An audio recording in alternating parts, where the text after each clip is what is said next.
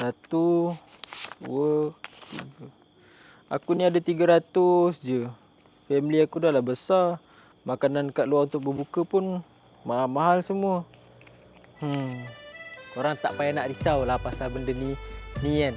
Korang jangan risau. Korang jangan rasa duit untuk korang merapatkan hubungan silaturahim untuk pada bulan puasa ni.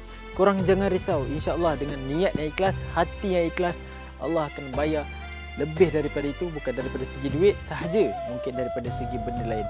Korang jangan risau dengan harga 300 ataupun dengan bawah harga 100 ni. Korang boleh makan sepuas-puasnya. InsyaAllah saya yakin dan jamin korang tak perlu nak fikir pasal duit dah. Sebab apa? Kita ada ikan siakap, ikan pari, kambing bakar, semua ada. Semuanya bawah harga RM100 sahaja. Korang boleh tekan link kat bio untuk dapatkan early bird booking yang mana berminat untuk makan di rumah klasik dan makan makanan menu masakan kampung daripada Nusantara.